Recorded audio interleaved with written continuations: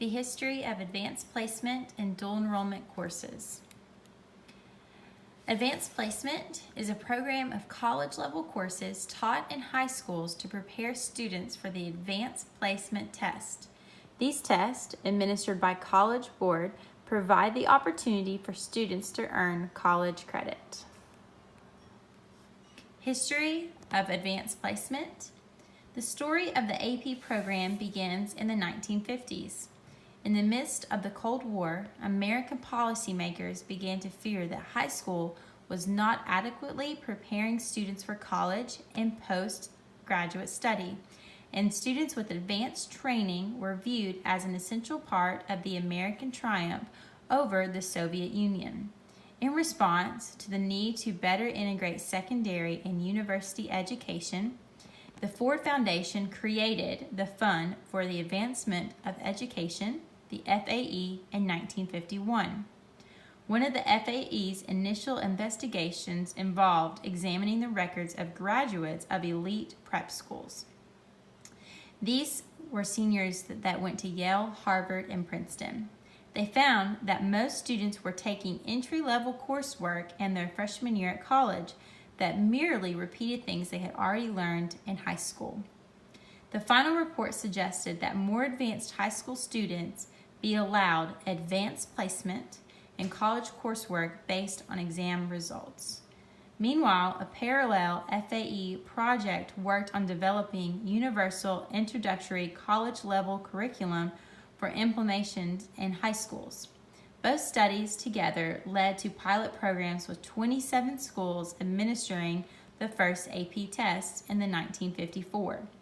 After strong performance of the test takers as compared to college freshmen who had taken introductory university coursework, 10 AP exams were rolled out nationally in 1956. Mathematics, physics, chemistry, biology, English composition, literature, French, German, Latin, and Spanish. Management of the AP program was passed off to the College Board in 1955. In the early days, no exams were longer than 3 hours, and students could take any number of exams for a $10 fee. From the beginning, students received scores from 1 to 5, as they do today. The 1960s saw the beginning of an increase focusing on teacher training and examining grading standardization to increase overall programs.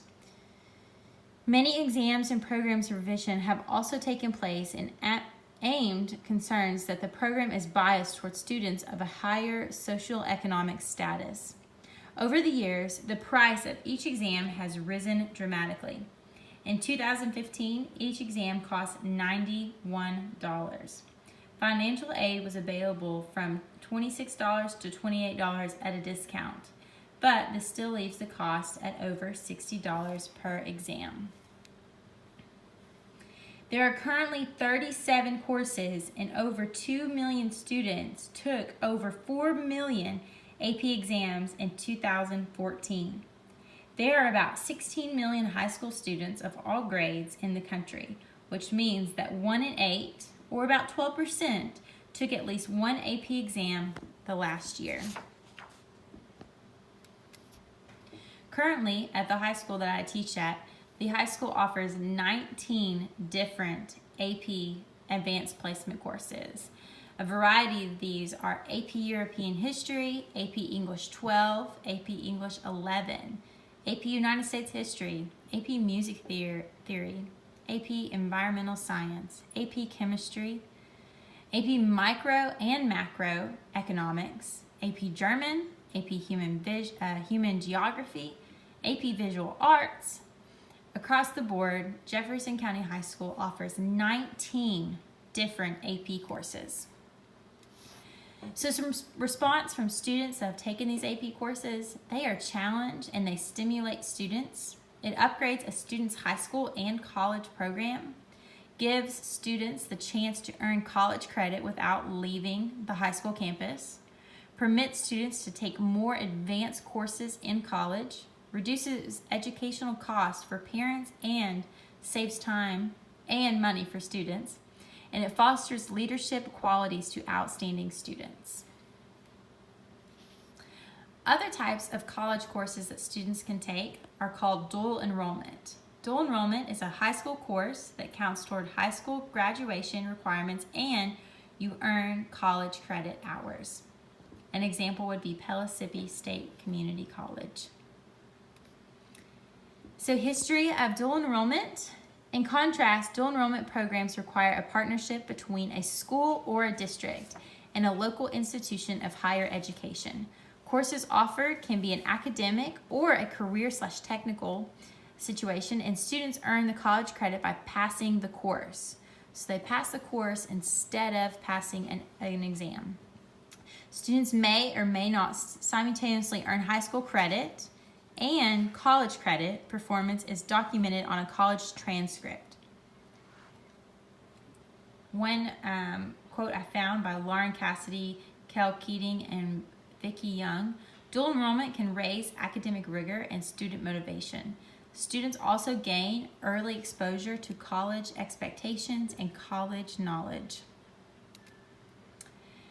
Some classes offered at Jefferson County High School would be medical terminology, Walter State Composition 1, Walter State Composition 2, which that's your English level courses in freshman year, probability and statistics, elementary Spanish 1, elementary Spanish 2, introduction to psychology, and general sociology.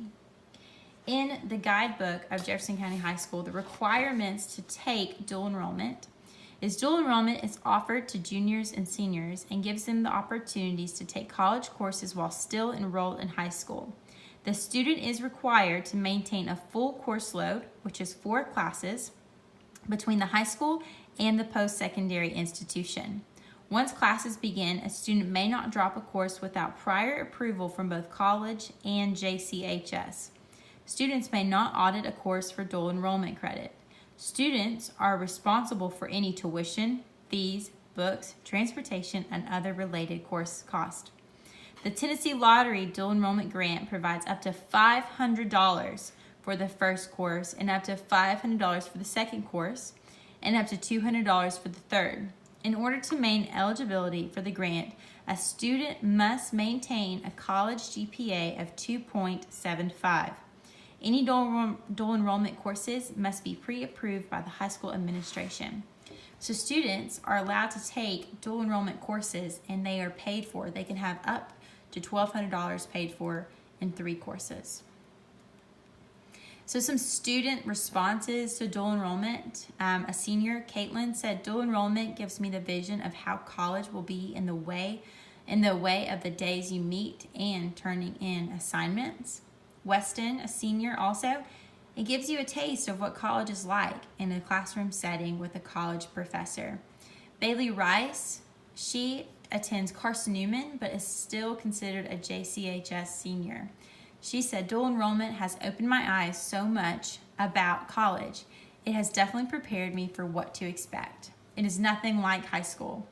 It's helped me grow in many ways. Your professor usually isn't holding your hand every step like a teacher would in high school, so it made me more independent.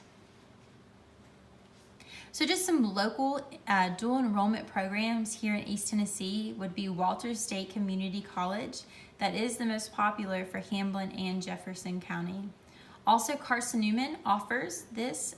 Most students at Jefferson County High School, if they go to Carson Newman for dual enrollment, their parents are employees of the university. Also, Tusculum University offers dual enrollment. Pellissippi State, so it's going to be more popular in the Knoxville area. East Tennessee State University, Roane State, and Chattanooga State Community College. Both dual enrollment and AP advanced placement courses prepare students for their next step into post-secondary education.